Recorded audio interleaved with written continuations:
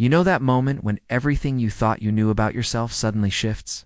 When the ground beneath your feet becomes uncertain, and the one person who's always been your constant becomes the very reason your world tilts on its axis. That's what happened to me. And his name was Daniel.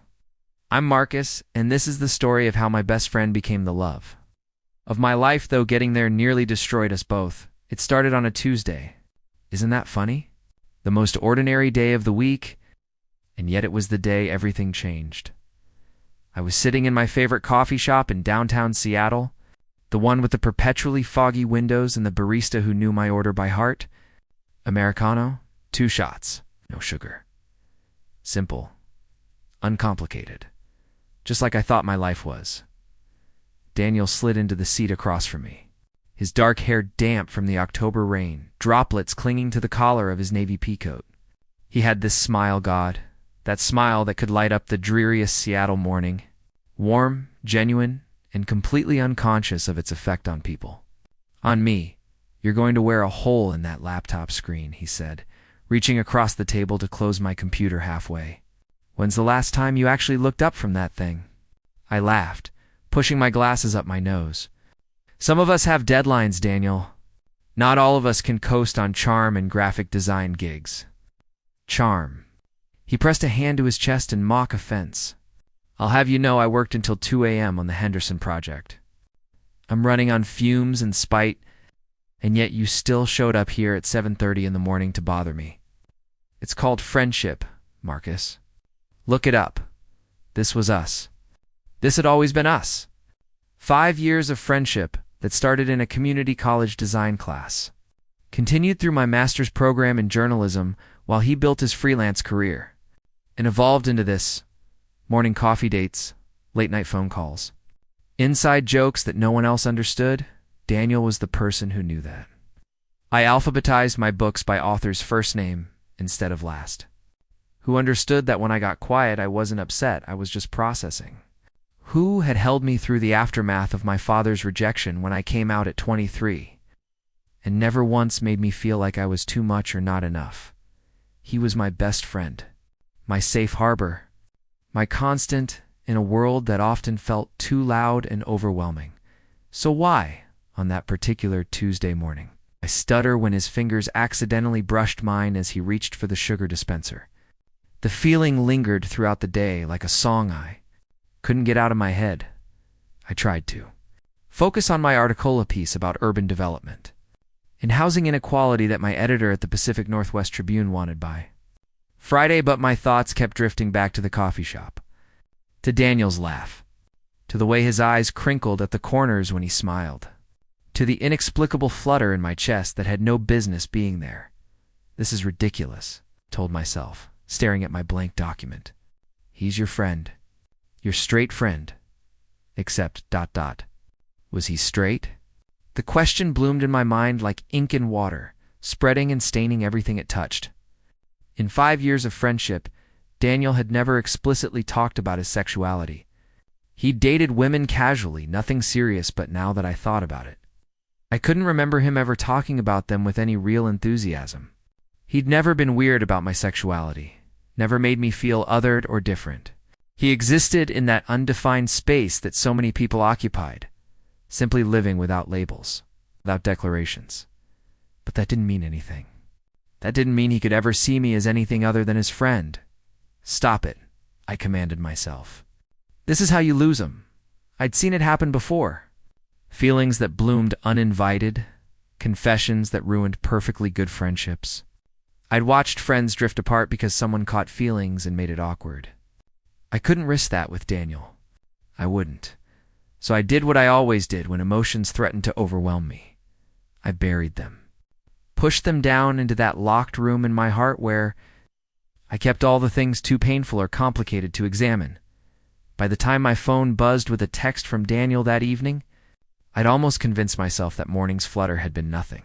A glitch. A moment of temporary insanity brought on by too much caffeine and too little sleep. Daniel. Movie night at my place? I'm thinking pizza and that terrible action movie you pretend to hate but actually love. Me? I genuinely hate those movies. Daniel, liar, 8 p.m. Don't make me watch it alone. I smiled, despite myself. This was normal. This was safe. Just two friends, pizza, and a movie. Nothing had changed. Everything had changed. I realized it the moment I walked into Daniel's apartment that night. He'd just showered. His hair was still damp, curling slightly at the nape of his neck.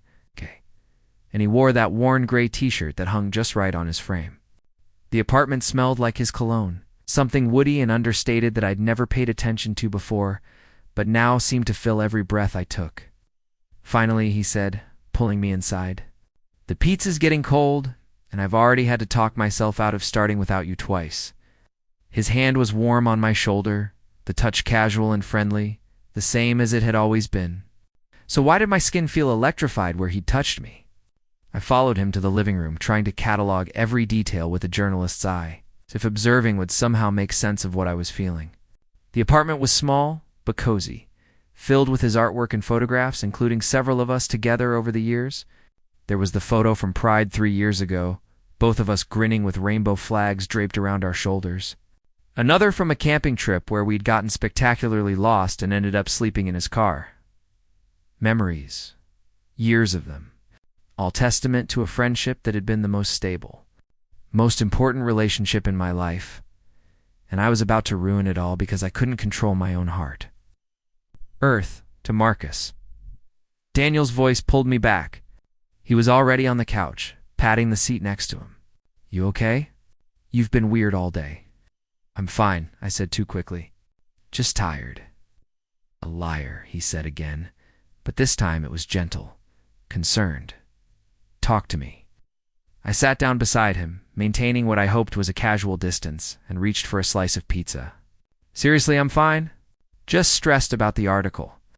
Daniel studied me for a long moment, and I could feel his gaze like a physical touch. Then he did something unexpected. He shifted closer. Closing the distance I'd carefully created and draped his arm along the back of the couch behind me. "You know you can tell me anything, right?" he said softly. "Whatever it is?" My heart was hammering now, so loud I was sure he could hear it. We'd sat like this 100 times before. It had never meant anything. It was just comfort, just friendship. But now, with his body warm against my side and his face inches from mine, all I could think about was what it would feel like to close that final distance, to turn my head and press my lips to his, to finally know if this ache in my chest was something real or just the cruelest trick my heart had ever played on me. "I know," I managed, my voice rougher than intended. "I know I can, but I couldn't. It's not about this." Never about this, the movie started. Explosions and gunfire filling the silence between us, but I couldn't have told you a single thing about the plot. I was hyper-aware of every point where our bodies touched. His thigh against mine, his arm occasionally brushing my shoulder. The warmth of him seeping into my bones about halfway through, Daniel shifted, his head dropping to rest against my shoulder in that unconscious way he had, seeking comfort like it was the most natural thing in the world. He'd done this countless times before. We were both tactile people, comfortable with casual touch in a way that had never felt complicated until now.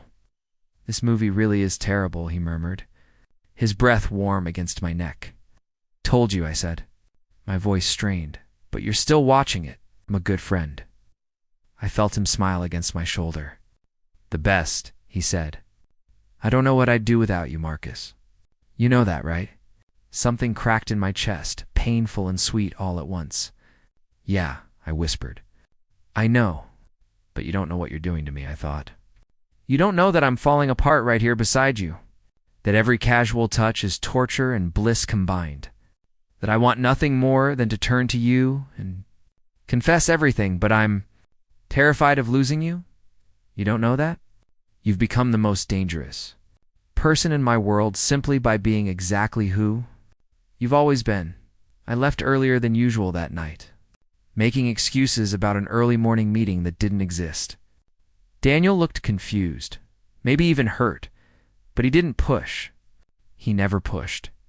It was one of the things I loved most about him. I froze on his doorstep, my hand on the doorknob, the word echoing in my mind, no, not love. Friendship deep. Important friendship, But as I drove home through the rain-slicked streets of Seattle, past the illuminated Space Needle and the glowing windows of apartments where other people live simpler lives, I couldn't lie to myself anymore. I was in love with my best friend, and I had absolutely no idea what to do about it. The next few weeks were a special kind of torture. I tried everything to make the feelings go away. I threw myself into my work, taking on extra assignments that kept me busy and distracted. I went on dates, 3 of them, each more disastrous than the last, because I kept comparing every man to Daniel and finding them wanting. I even considered creating distance, maybe making excuses to see him less, but every time I tried, I found myself reaching for my phone, craving his voice, his laugh, his presence. Daniel, for his part, seemed oblivious to my internal crisis. He continued to text me daily, to show up at my apartment with takeout when he knew I'd been working late, to loop his arm through mine when we walked together like it was the most natural thing in the world. "You're avoiding me," he said one evening, cornering me at a mutual friend's birthday party. We were in the kitchen, away from the noise and crowd, and he'd blocked my exit with his body, not aggressively, just firmly enough to make it clear he wanted answers. "I'm not Marcus." He said my name like a reprimand and a plea combined. "I'm not an idiot. You've been weird for weeks. Did I do something? Say something." "No," I said quickly. Too quickly. "God, no." "You didn't do anything wrong? Then what is it?" I looked at him, really looked at him, and saw the genuine concern etched in his features, the hurt he was trying to hide. Daniel wore his heart on his sleeve, always had. And right now that heart was worried about me, about us, about what had shifted in our friendship. The truth was right there, pressing against my lips, begging to be spoken. "I'm in love with you. I think I've been falling in love with you for months, maybe years, and I only just realized it. You're the first person I want to talk to in the morning and the last voice I want to hear at night.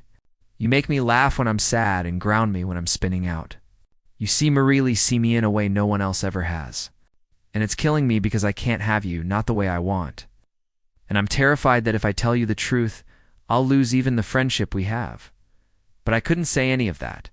The risk was too great. The potential loss, too devastating. "I'm just stressed," I said instead. "The job, life, everything. I'm sorry I've been distant." Daniel's eyes searched mine, and I wondered if he could see the lie. If our 5 years of friendship had taught him to read me well enough to know when I was hiding something. "'Kay," he said finally, though he didn't sound convinced. Then, softer. "But I'm here, you know. Whatever it is, whatever you need." He pulled me into a hug, his arms strong and sure around me, and I let myself sink into it for just a moment. Let myself pretend that this could be enough, that I could be satisfied with his friendship, with these platonic embraces, with loving him from a safe distance. But as he held me, I felt the steady beat of his heart against my chest, and I knew with absolute certainty that it would never be enough. The turning point came in November. 3 days before Thanksgiving, I was working from my apartment, bundled in a hoodie and surrounded by research materials for an investigative piece, when my phone rang. Daniel's name flashed on the screen, and I answered without thinking. "Hey, can you come over?" His voice was wrong, tight, strained. I was already grabbing my keys. "What's wrong?" "Just, can you come, please?" I made it to his apartment in 12 minutes, a trip that should have taken 20. My mind raced through terrible possibilities. An accident, bad news, family emergency. Daniel was the steady one, the optimistic one. Hearing him sound so shaken had sent my protective instincts into overdrive. He answered the door looking wrecked. His eyes were red-rimmed, his hair disheveled, like he'd been running his hands through it, and he was still in the clothes he'd probably slept in. "What happened?"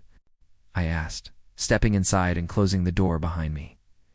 He didn't answer immediately, just wrapped his arms around himself and walked to the window, staring out at the gray Seattle skyline. "Daniel," I said, more gently, "talk to me." "My mom called," he said finally. "She and my dad want to do Thanksgiving with his side of the family this year." The side that trailed off, but I understood. Daniel had told me about his extended family. the conservative branch that had cut off contact with his parents years ago over various disagreements. The reconciliation had been tentative at best. "They want me to come," he continued, "and they specifically said I should come alone. No friends or guests." He made air quotes around the words, his voice bitter. "My mom actually apologized. Said she knew it was unfair, but that Uncle Richard was making an effort and she didn't want to rock the boat." I felt anger rise in my throat, hot and sharp. That's bullshit. She said I should understand, that it's just easier this way, that maybe next year. He stopped, his shoulders shaking, and I realized he was crying. Silent tears that he was trying desperately to hide. I crossed to him in 3 strides and turned him around, pulling him into my arms. He resisted for a half-second, then crumbled, his face buried in my shoulder as 5 years of frustration and hurt poured out of him. "I'm so tired, Marcus," he said against my shirt. "I'm so tired of being asked to make myself smaller so other people can be comfortable. Of being tolerated instead of celebrated. Of being the dirty little secret my family keeps because acknowledging me fully might upset someone." I held him tighter, one hand cradling the back of his head, the other rubbing slow circles on his back. "I know," I whispered. "I know." And I did know. I knew exactly how that felt, the exhaustion of constantly monitoring yourself, of weighing every word in action, of being grateful for scraps of acceptance that should have been your birthright. We stood there for a long time, his body shaking against mine, my shirt growing damp with his tears. And somewhere in that moment, holding him while he fell apart, something shifted in me. The fear didn't disappear. The risk didn't become smaller, but I realized that loving Daniel meant more than wanting him. It meant being willing to fight for him, to stand beside him, to offer him the unconditional acceptance and celebration that his own family was withholding. Even if he never felt the same way about me, he deserved to know how extraordinary he was. "Come to Thanksgiving with me," I said suddenly. He pulled back, wiping his eyes. "What? My mom's Thanksgiving? Come with me." I caught his hand before I could second-guess myself. "I know you've met her before, but come as my guest, my family. You shouldn't be alone, and you definitely shouldn't have to make yourself smaller for people who don't deserve you. Marcus, I can't crash your families. You're not crashing. I'm inviting you. My mom loves you. She asks about you constantly. My sister thinks you're hilarious. And honestly," I squeezed his hand, my heart hammering, "I want you there. I always want you there." Something flickered in his eyes, something I couldn't quite read. Surprise? Hope? Something else.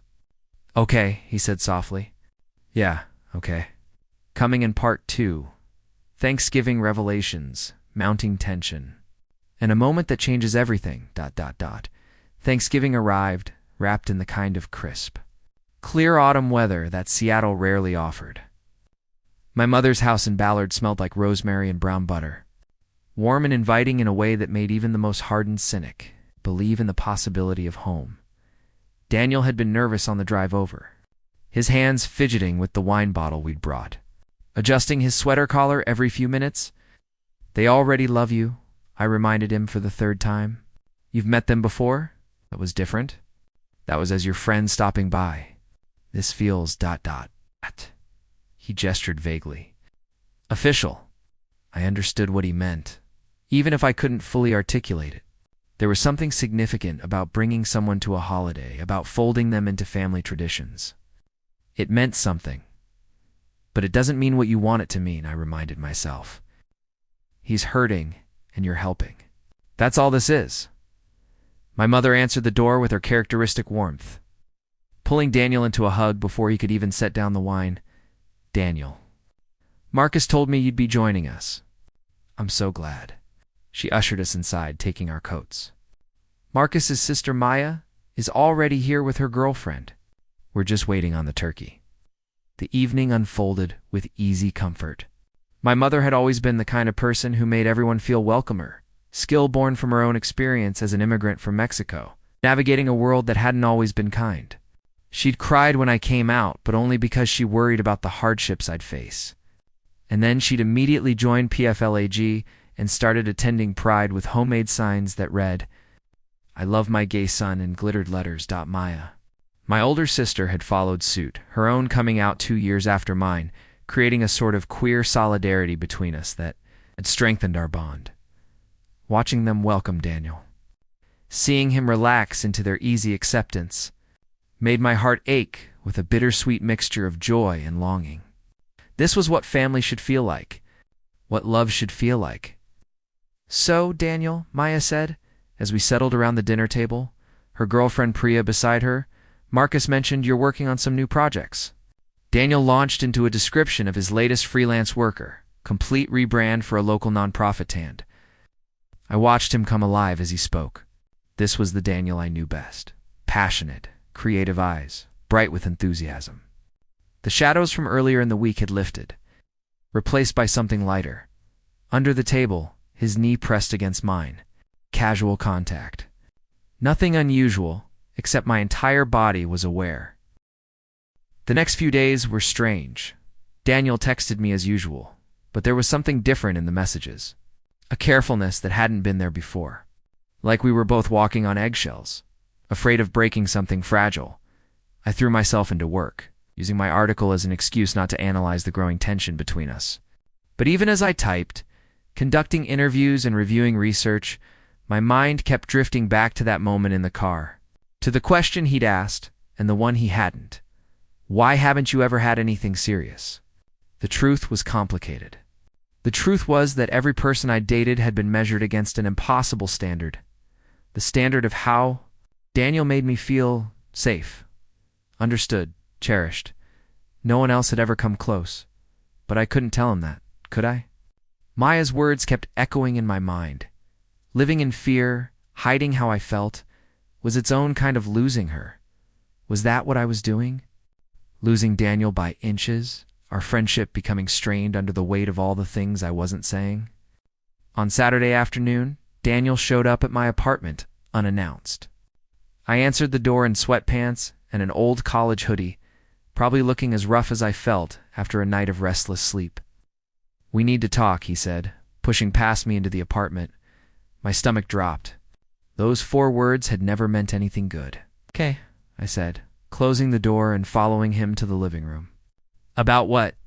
He paced for a moment, running his hands through his hair in that agitated way he had.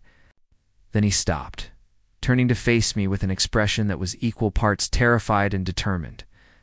"I can't do this anymore," he said. My heart stopped. "Can't do what?" "This us. Pretending that nothing's changed when everything has changed." He took a shaky breath. "I know you've been pulling away, Marcus. I've felt it for weeks now. And I think I know why. Daniel, please, just let me say this, because if I don't say it now, I never will." He stepped closer, his eyes locked on mine. "I think you've been pulling away because you figured out that I'm in love with you. You don't know how to let me down easy." The world tilted. "What?" The word came out as barely a whisper. "I'm in love with you," he repeated, his voice stronger now, like saying it once had broken through some dam. "I have been for months, maybe longer. And I've been terrified to tell you because you're my best friend. And losing you would destroy me, but watching you pull away has been destroying me too. So I figured I might as well. I closed the distance between us and kissed him. It wasn't planned, wasn't thought through. It was pure instinct, pure need, pure overwhelming relief. For a half second, he froze, shocked. Then he was kissing me back, his hands coming up to cup my face, his body pressing against mine with an urgency that spoke of months of restraint finally breaking. The kiss was everything. Desperate and tender, fierce and gentle, 5 years of friendship and weeks of tension culminating in this perfect, impossible moment when we finally broke apart, both breathing hard. I rested my forehead against his. "You idiot," I said, laughing through the tears that were suddenly streaming down my face. "I've been pulling away because I'm in love with you. Because I was terrified you'd figure it out and it would ruin everything." "Wait, what?" He pulled back, his eyes wide. "You're in love with me?" "So fucking in love with you that it's been making me crazy." "I thought I was so sure you didn't feel the same way. You're always so casual about touch. about our friendship, and I thought I was just another friend to you. Marcus, you've never been just another friend to me. You've been everything. The person I think about first thing in the morning and last thing at night. The one I want to share every stupid thought with. The one who makes me feel seen and understood and valued in a way no one else ever has. I kissed him again, slower this time, savoring it. Savoring him. How long? I asked when we parted. How long have you known that I loved you? I'm not sure. It crept up on me gradually until one day I realized that what I felt for you had shifted from friendship into something deeper. Something that scared the hell out of me. He traced my jawline with his thumb, his touch reverent. But I think I started falling that first day in class, when you corrected the professor on a design principle and weren't even apologetic about it. You were so confident, so sure of yourself. It was intoxicating. I was an OI tall. You were brilliant. You are brilliant, he smiled. And this time it reached his eyes, genuine and bright. And I've been yours for continue, 849 Emirs, without having the courage to tell we. Spent the rest of that Saturday afternoon on my couch, tangled together, making up for months of restraint. Not in a physical sense, not yet, but in every other way. Talking, laughing, kissing, until our lips were swollen. Reveling in the freedom of finally being honest. I can't believe how much time we wasted, Daniel said, his head on my chest, my fingers running through his hair. We could have been doing this for months. Maybe we needed that time, I said thoughtfully. To be sure, to be ready. Are you ready now? He propped himself up on his elbow, looking down at me with an expression so tender it made my chest ache. Because I'm all in, Marcus. I need you to know that. This isn't some experiment or phase for me. You're it. I pulled him down for another kiss, trying to pour everything I felt into it, all the love, the certainty, the overwhelming gratitude that we'd somehow found our way to this moment. I'm ready, I whispered against his lips. I'm terrified, but I'm ready. Good, he said, settling back against my chest. Because I'm terrified too. But I'd rather be terrified with you than safe without you. We talked about logistics, how to navigate the shift from friendship to relationship. Whether to tell people right away or keep it private for a while, what this meant for our future. But mostly we just existed together, soaking in the newness and the rightness of being able to touch freely. To say I love you without fear as the afternoon faded into evening. Daniel ordered Thai food from our favorite place, and we ate it straight from the containers while watching a movie neither of us paid attention to. Stay, I said when the credits rolled. Stay tonight. He looked at me, understanding the weight of the invitation. We'd had sleepovers before, drunk nights that ended with one of us crashing on the other's couch. But this was different. This was intentional. Are you sure? He asked. I've never been more sure of anything. We moved slowly, tentatively, both of us hyper-aware that we were crossing a threshold we couldn't uncross. Not that I wanted to. But there was something sacred about first times, about moving from friendship to intimacy. In my bedroom, the city lights filtering through the windows, we helped each other undress with shaking hands. There was no urgency, no rush, just gentle exploration, the mapping of familiar and unfamiliar territory. You're beautiful, Daniel breathed, his hands skimming my sides. I've always thought so, but being able to tell you, to touch you like this. I silenced him with a kiss, then pulled back to look at him. Really look at him. The slope of his shoulders, the constellation of freckles on his chest, the vulnerability and trust in his eyes. I love you, I said. In case I haven't mentioned it enough today. He smiled, that beautiful smile that had been undoing me for months. I'll never get tired of hearing it. What followed was tender and unhurried, a conversation in touches and sighs. We learned each other's rhythms, discovered what made the other gasp. Moved together like we'd been doing this for years instead of minutes. It was awkward at times, adjusting angles. Laughing at fumbled movements, pausing to make sure we were both comfortable.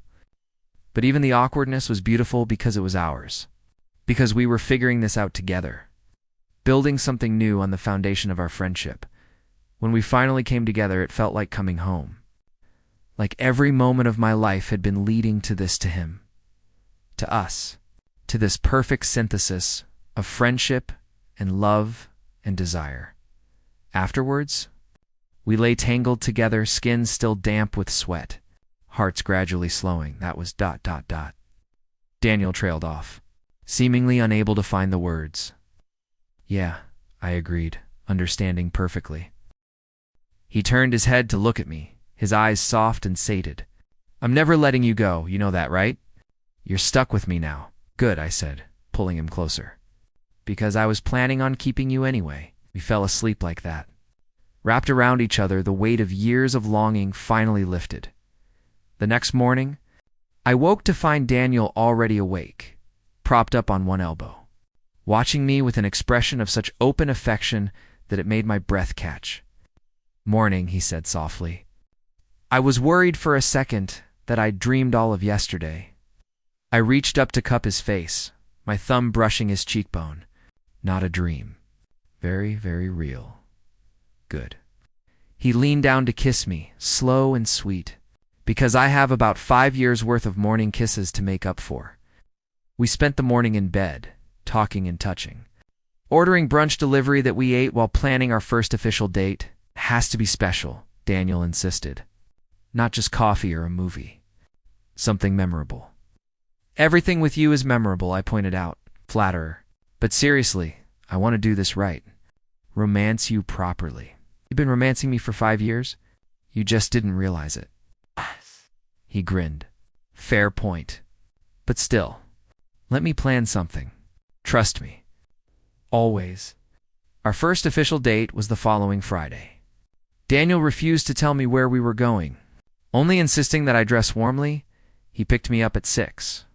Looking unfairly handsome in dark jeans and a forest green sweater that brought out the gold flecks in his eyes. Ready?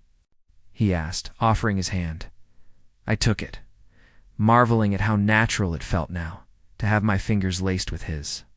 Lead the way. He drove us north, out of the city, toward the water. As we climbed higher, Seattle spread out below us like a glittering jewel box. The Space Needle and downtown towers illuminated against the darkening sky.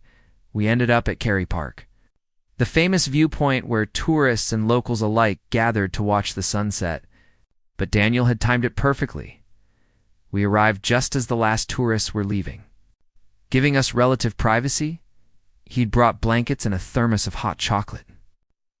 And we settled on a bench overlooking the city, wrapped together against the November chill. I used to come here, Daniel said quietly, before we met. When I was trying to figure out who I was, what I wanted, I'd sit right here and watch the city and wonder if I'd ever find someone who made me feel like I wasn't constantly pretending. I tightened my arm around him. And now I look at this view and all I can think about is that I get to share it with you. That I found someone who sees me really, sees me on, loves me anyway. Maybe even because of all the messy, complicated parts. Especially because of those parts I corrected. They're what make you real. He turned to kiss me, gentle and unhurried. And when we broke apart, his eyes were bright with unshed tears. I wrote you something, he said, pulling out his phone. I'm not a writer like you, but I wanted to try to put into words what you mean to me. He cleared his throat and began to read. You were my constant before you were my love. The person who answered at 3 a.m., who knew my coffee order and my worst fears, who made me laugh when I wanted to cry. I didn't know I was falling. Or maybe I did and I was too afraid to admit it. Too afraid that naming it would break the spell, that you'd disappear like morning mist. But love isn't fragile. Not the kind we've built. It's strong enough to survive transformation, to grow from friendship into something more. You were my friend, my safe harbor, my constant star.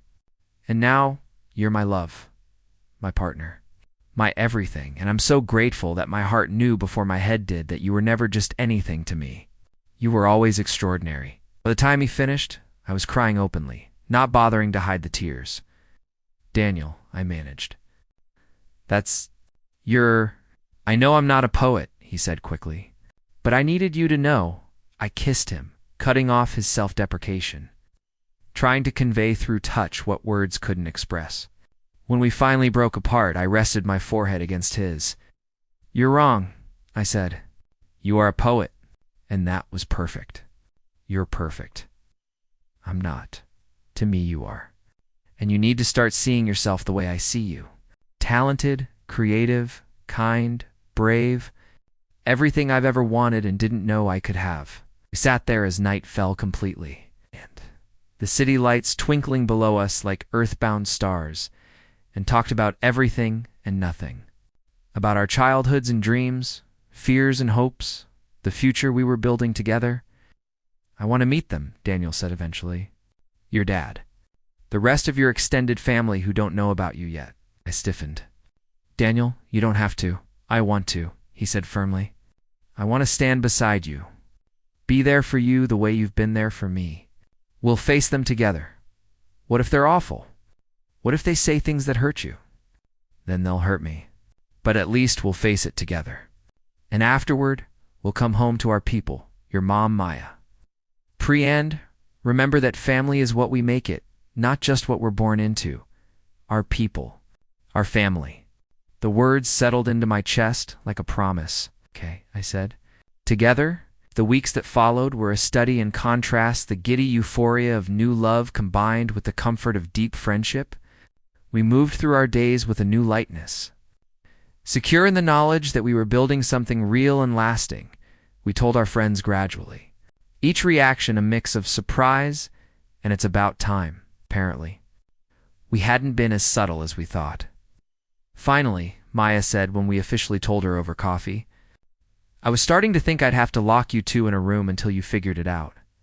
Work continued as normal, my articles, his design projects, but now we had each other to come home to. Sometimes that meant separate apartments, sometimes together. We were still figuring out the logistics, not rushing. Letting our relationship evolve naturally, but there were challenges too. Daniel's family situation remained complicated. His parents were supportive but distant, caught between their love for him and their desire to keep peace with extended family. It hurt him, and watching him hurt killed me, and there were moments of insecurity that crept in for both of us. Moments when old fears resurfaced, when we had to actively remind ourselves that this was real, that we weren't going to lose each other. One particularly hard night. About 2 months into our relationship, Daniel showed up at my apartment at midnight, shaking. I had a nightmare, he said, when I opened the door. That you realized you'd made a mistake. That our friendship was better than whatever this is. And you wanted to go back? I pulled him inside, holding him tight. That's not going to happen. But what if it does? What if we're ruining something perfect by trying to make it more? I pulled back, making sure he was looking at me. Daniel, listen to me. What we had before was beautiful, but it wasn't complete. I was in love with you and couldn't say it. You were in love with me and hiding it. We were living in fear instead of truth. But what if no what ifs? I said firmly. We're here now. We made this choice together. And yes, it's scary. Yes, there's more to lose. But there's also so much more to gain. He nodded slowly, some of the tension leaving his shoulders. I'm sorry. I just don't apologize for being scared. I'm scared to sometimes. But we face it together, remember? That's what we do. Kissed me then, desperate and clinging, and I held him through it, anchoring him the way he'd anchored me so many times before. Spring arrived slowly in Seattle, the rain giving way to tentative sunshine. Daniel and I had been together for 6 months, and the initial intensity had settled into something deeper, more sustainable. We'd found our rhythm balancing our individual needs with our relationship, maintaining our friendships while prioritizing each other. We'd also found our way to more authentic intimacy. The physical side of our relationship had evolved beyond that first tentative night, becoming playful and passionate. A language we'd learned to speak fluently. But it was the emotional intimacy that truly transformed us. The ability to be completely vulnerable, to show our fears and insecurities without judgment, to fight when we needed to and make up afterward, stronger for having worked through conflict. In May, I was offered a promotion at the Tribune Senior Investigative Journalist with my own team. It was everything I'd been working toward, but it came with increased travel and longer hours. Take it, Daniel said when I told him, not hesitating. This is your dream, Marcus. But it means less time together, more nights apart. So we'll make the time we have count. He cupped my face, looking at me with absolute certainty. I'm not going anywhere. Take the job. Chase your dreams. I'll be here when you get back, you're sure? I've never been more sure of anything. Well, except maybe how much I love you. I took the job, and Daniel was right. We made it work. Video calls from hotel rooms, texts throughout the day, weekends spent reconnecting. Our relationship deepened rather than weakened, each separation making us more grateful for the time we had together. On our one-year anniversary, Daniel surprised me by taking me back to Cary Park, to that same bench where we'd had our first official date. I have something for you, he said, pulling out a small wrapped box. My heart was hammering as I opened it. Inside was a key, simple, silver, unremarkable, except for what it represented.